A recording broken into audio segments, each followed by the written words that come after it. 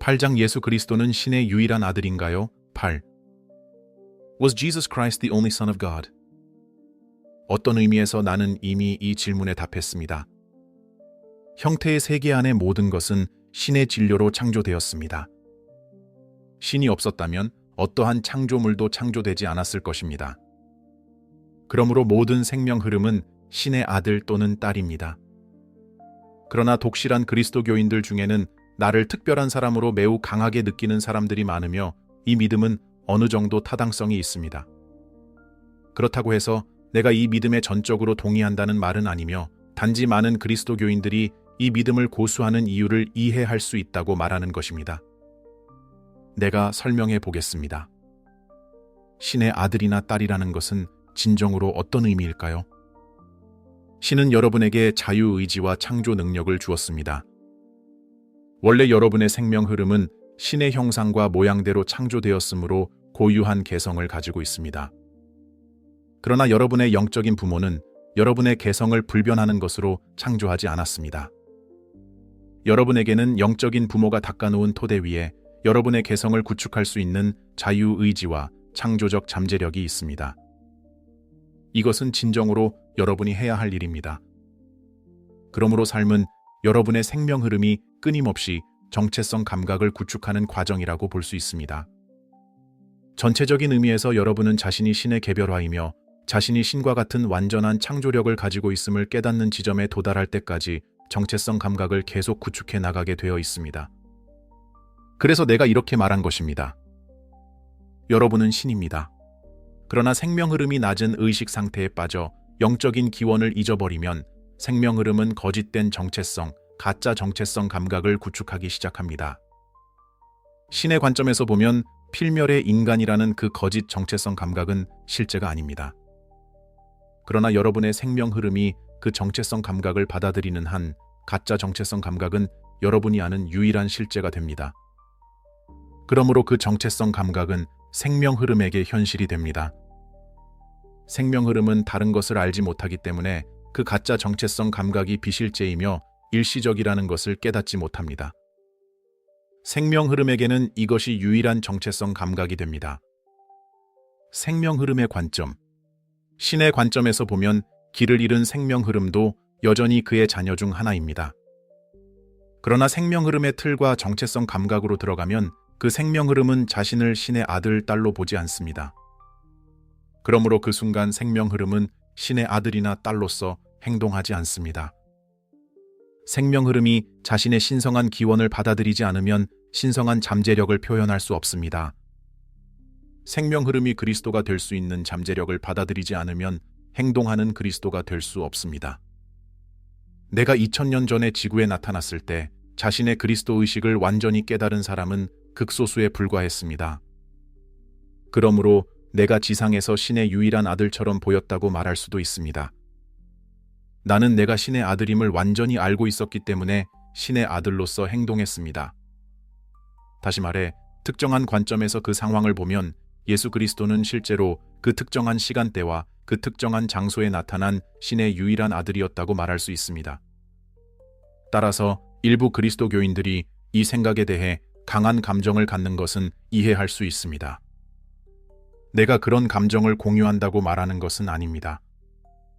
불행히도 대부분의 사람은 내가 신의 유일한 아들이라는 말이 특정한 관점에서만 옳다는 것을 이해하지 못했습니다. 죽음의 의식은 우상을 만들려는 경향이 있습니다. 따라서 사람들은 나를 우상으로 바꾸고 내가 신의 유일한 아들이라는 말이 보편적인 사실이라고 믿기 시작했습니다. 살아있는 모든 생명 흐름은 실로 신의 아들, 딸이라고 나는 분명히 말하겠습니다. 생명 흐름이 자신을 신의 아들 또는 딸로 인식하지 않으면 그 생명 흐름은 신성한 잠재력을 충분히 표현할 수 없습니다. 따라서 지상의 관점에서 볼 때 생명 흐름들은 신의 아들, 딸이 아닙니다. 생명 흐름들은 신의 아들이나 딸로서 행동할 잠재력이 있지만 그 잠재력은 실현되지 않았습니다. 그러나 나는 자신의 신성한 정체성과 기원을 완전히 인식하고 지상에 나타난 사람이 나만이 아니라는 점을 분명히 하고 싶습니다. 그리스도 의식의 충만함을 지니고 나타난 사람은 나 혼자가 아닙니다. 나 이전에 다른 사람들이 있었고 나 이후에도 다른 사람들이 있기를 진심으로 바랍니다. 사실 나는 이 책의 독자 중 일부가 그들 중에 포함되기를 바랍니다. 베타성의 교리. 내가 신의 유일한 아들이라는 생각이 그리스도교 교회의 공식 교리가 된 이유는 무엇일까요? 나는 이미 그 대답의 일부, 즉 죽음의 의식과 우상을 만드는 죽음의 의식의 성향에 대해 말했습니다. 이것에 대해 더 자세히 설명하겠습니다. 죽음의 의식에게는 모든 것이 상대적입니다. 절대적인 것도 최종적인 것도 없습니다. 그 결과 죽음의 의식은 결코 어떤 것에도 온전히 책임지지 않습니다. 인간의 에고는 내가 실수했다, 내가 틀렸다, 변해야 할 사람은 나다 라는 깨달음을 절대 얻을 수 없습니다. 죽음의 의식은 사람이 변할 필요가 없는 이유를 만드는 데는 최고의 마스터입니다. 인류의 역사를 살펴보면 수많은 상황에서 이런 심리적 메커니즘이 작용했음을 볼 수 있습니다. 인간은 변화에 대해 매우 강렬히 저항합니다. 지구상에서 나의 육화를 살펴보면 내 가르침을 기꺼이 내면화하고 정체성 감각을 바꾸지 않은 사람들을 내가 얼마나 자주 꾸짖었는지를 알 수 있습니다. 내가 이렇게 말하지 않았나요? 너희 법률가들은 화를 입을 것이다. 너희는 너희 자신도 들어가지 않고 들어오려는 자들마저 막았다. 인간은 왜 변화에 저항할까요? 앞서 인간의 모든 문제는 무지에서 비롯된다고 말했습니다. 자신이 한 행동이 자신에게 해를 끼친다는 사실을 진정으로 이해하면 사람들은 자신의 행동을 바꿀 것입니다. 문제는 생명 흐름이 인간 에고와 자신을 동일시하면 그 생명 흐름은 자신의 행위가 자신을 해치고 있다는 것을 결코 알지 못하고 깨닫지 못한다는 것입니다. 그 이유는 죽음의 의식의 상대성이 항상 그 사람의 행동과 신념을 정당화하게 보이는 설명을 늘어놓을 것이기 때문입니다. 만약 모든 것이 상대적이라면 어떤 것도 완전히 틀릴 수 없을 것입니다. 따라서 항상 어떤 행위에 대해 여러 정당화를 생각해낼 수 있습니다. 행동이 정당화될 수 있다면 변해야 할 이유가 어디에 있겠습니까? 생명 흐름이 자신을 죽음의 의식과 동일시하는 한 그 생명 흐름은 신의 진리를 거부할 것입니다. 생명 흐름이 진리를 받아들이면 변해야 하기 때문에 그 사람은 진리를 거부할 것입니다. 생명 흐름이 더 잘 알게 된다면 그에 따라 변하면 될 것입니다. 사람들이 나의 외적인 가르침과 같은 진리의 말씀에 직면하면 어떻게 될까요? 에고는 생명 흐름이 자신의 통제에서 벗어나기를 원하지 않기 때문에 죽음의 의식은 그 진리의 말이 사실이 아닌 이유에 대해, 그것이 그 사람에게 적용되지 않는 이유에 대해 여러 상대적인 정당성을 찾으려고 애쓸 것입니다. 그렇기 때문에 많은 사람, 심지어 자신을 독실한 그리스도교인이라고 생각하는 많은 사람이 내 외적인 가르침의 특정한 측면을 따를 필요가 없는 이유에 대해 무수히 많은 복잡한 논거를 제시하는 것을 볼 수 있는 것입니다. 물론 그 사람들은 나의 내적 가르침을 거부할 충분한 이유도 찾아낼 수 있으며 그것이 바로 그들이 그런 가르침을 발견할 수 없는 이유입니다. 그리스도의 검. 내가 여기서 설명하려는 것이 무엇인지 이해하기를 바랍니다. 생명 흐름이 에고와 자신을 동일시하는 한 그 사람은 변화해야 할 어떤 이유도 보지 못합니다. 그래서 나는 이렇게 말했습니다. 나는 평화를 주러 온 것이 아니라 검을 주러 왔다. 내가 가지고 온 검은 실제와 비실제를 가르는 진리의 검입니다. 그 검은 그리스도 의식입니다. 죽음의 의식에게는 정말이지 잘못된 것도 옳은 것도 없습니다. 모든 것이 상대적입니다. 그리스도 마음에는 옳고 그름을 판단하는 절대적인 기준이 있습니다. 그리스도 마음은 단순히 이렇게 묻습니다. 이것은 신에게 속한 것인가? 신에게 속하지 않은 것인가? 무언가가 신에게서 나온 것이 아니라면 그것은 비실제이고 그것은 지금 이 자리에서 변형되어야 합니다. 그리스도 마음에는 모순이나 변형이 없으며 어떤 것을 정당화하기 위한 복잡한 논증이 들어설 자리가 없습니다. 어떤 것이 신에게 속한 것이 아니라면 그리스도가 된 존재는 즉시 그것을 버릴 것입니다. 생명 흐름이 그리스도 의식과 일치하기 시작하면 그 사람은 기꺼이 변하려고 할 것입니다. 그리스도 의식을 통해 생명 흐름은 무엇을 바꿔야 하는지에 대해 궁극적인 관점을 얻을 수 있습니다.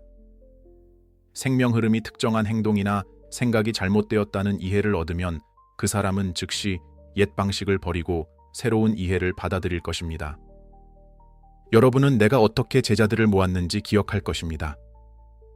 여러분이 갈릴리 바다의 어부라고 상상해 보세요.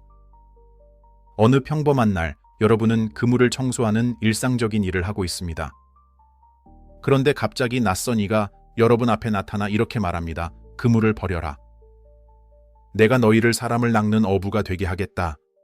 에고와 동일시된 사람은 그 상황에 어떻게 반응할 것으로 생각하나요?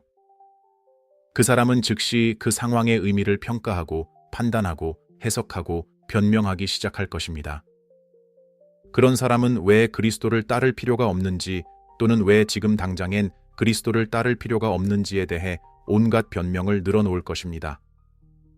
내가 그들에게 다가갔을 때 실제로 이런 반응을 보인 사람들이 있었다는 것을 말하고 싶습니다.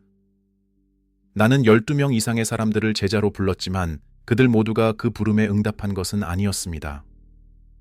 부름에 응답한 사람들은 이미 어느 정도 그리스도 의식에 도달했고 내면의 이해를 기꺼이 따르려 했기 때문에 그렇게 한 것이었습니다.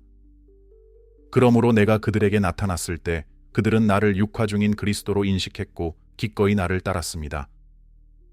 이 축복받은 생명 흐름들은 어떤 것도 논쟁하거나 해석하지 않았습니다.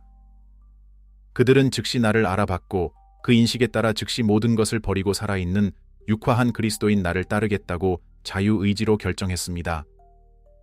생명 흐름이 에고와 동일시되면 그리스도를 인식할 수 없고 따라서 그리스도를 따를 수 없습니다.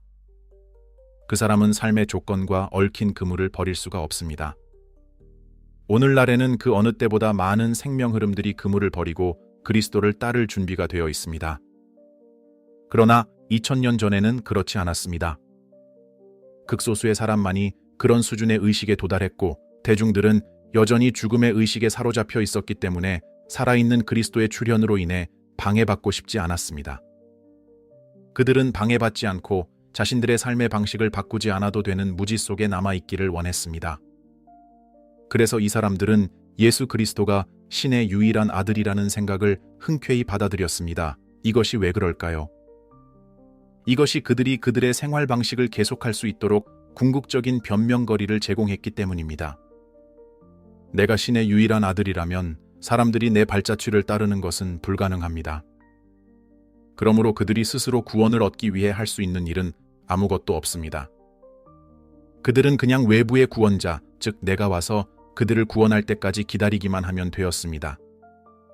내가 본복이었다면 사람들은 나를 따라야 할 책임이 있었을 것입니다.